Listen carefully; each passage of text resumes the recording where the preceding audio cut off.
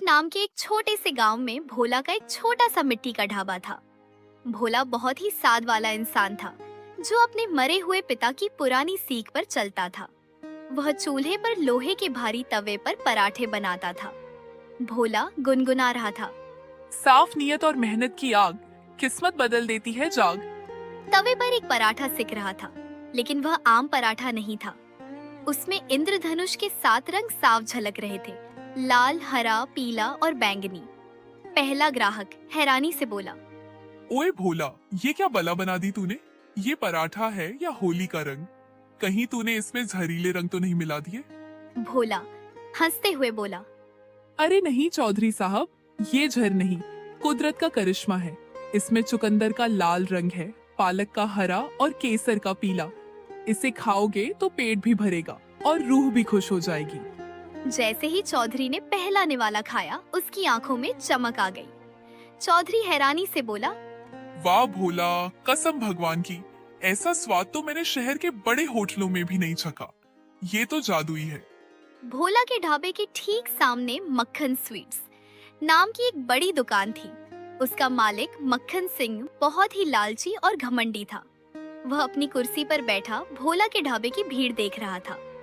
मक्खन सिंह गुस्से में बोला, ओए छोटे, देख रहे हो उस भिखारी भोला को? कल तक जो सूखी रोटी चबाता था, आज उसके यहाँ शहर की गाड़ियां रुक रही हैं। ये रंग बिरंगे पराठे का क्या चक्कर है? छोटा जो मक्खन का नौकर था धीरे से बोला, सेठ जी, लोग कह रहे हैं कि भोला के पास कोई जादुई जड़ी बूटी है। वो आटे में कुछ मिलाता है जिससे पराठा रंगीन हो जाता है और स्वाद लाजवाब। मक्खन सिंह अपनी मूंछों को ताव देते हुए, जादू वादू कुछ नहीं होता, जरूर कोई झोल है। मैं खुद जाकर देखूंगा कि उस गधे के दिमाग में क्या पक रहा है। मक्खन सिंह भोला के ढाबे पर पहुंचता है, चेहरे पर नकली मुस्कान लेकर। मक्खन सिंह बोला, बल्ले बल्ले भोला भाई, क्या बात है, पूरे गांव में तुम्हारे पराठों के चर्चे हैं। जरा हमें भी तो दिखाओ, ये 7 रंगों का करिश्मा क्या है? भोला सादगी से बोला, आइए मक्खन जी, आपका स्वागत है। ये तो बस भगवान की कृपा है और मेरी माँ के सिखाए नुस्खे। मक्खन सिंह इधर उधर ताकते हुए, माँ के नुस्खे? अरे भोला, जमाना बदल गया है। ये नुस्खे वुस्खे छोड़ो, मुझे बताओ कौन सा केमिकल डालते हो। अगर मुझे बता दोगे तो मैं तुम्हें अपनी दुकान में आधा पार्टनर बना लूंगा। भोला सेठ जी, पार्टनरशिप की जरूरत नहीं, इसमें कोई केमिकल नहीं है, बस प्यार और ताजी सब्जियों का रस है। मेरी नीयत साफ है, इसलिए स्वाद भी साफ है। मक्खन सिंह को भोला की बात चुभ गई। उसने मन ही मन ठान लिया कि वह भोला का धंधा चौपट कर देगा। रात के अंधेरे में मक्खन सिंह भोला के ढाबे की रसोई में चुपके से घुसता है। उसके हाथ में एक छोटी सी शीशी थी।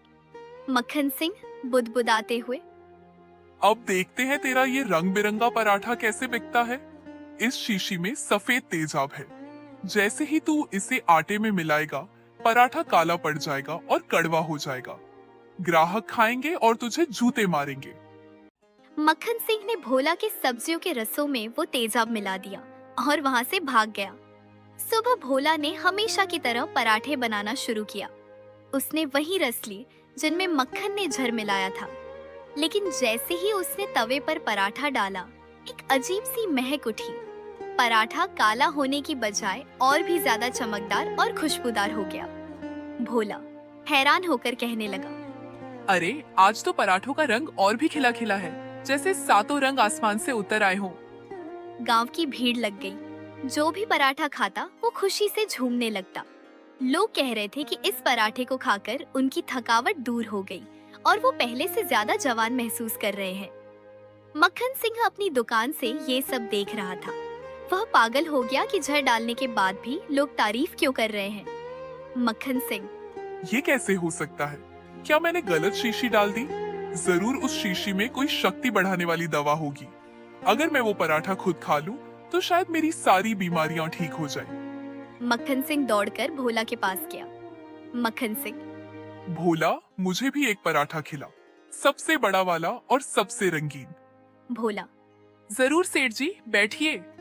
जैसे ही मक्खन सिंह ने पराठा मुंह में डाला, उसका चेहरा नीला पड़ने लगा। उसे झर का असली स्वाद आने लगा जो उसने खुद मिलाया था। लेकिन चमत्कार ये था कि वो झर सिर्फ मक्खन को ही कड़वा लग रहा था, क्योंकि उसकी नीयत खोटी थी। मक्खन सिंह चिल्लाते हुए, थू थू, भोला तूने मुझे जहर दे दिया, मेरा गला जल रहा है, लोग देखो, ये भोला हमें मारना चाहता है। तभी गांव के बुजुर्ग बाबा वहां आए। उन्होंने मक्खन सिंह का चेहरा देखा और मुस्कुराए। बुजुर्ग बाबा, मक्खन सिंह, भोला ने तुझे जहर नहीं दिया, तूने जो कल रात यहाँ आकर किया ये उसी का फल है। भोला के चूल्हे में एक इमली की लकड़ी जल रही है जो सच्चे इंसान को अमृत और झूठे को झर छकाती है। मक्खन सिंह घबराकर बोला। नहीं, मैंने कुछ नहीं किया। बुजुर्ग बाबा, झूठ मत बोल, तेरी जेब में अभी भी वो खाली शीशी है। मक्खन सिंह की जेब से वो शीशी गिर गई।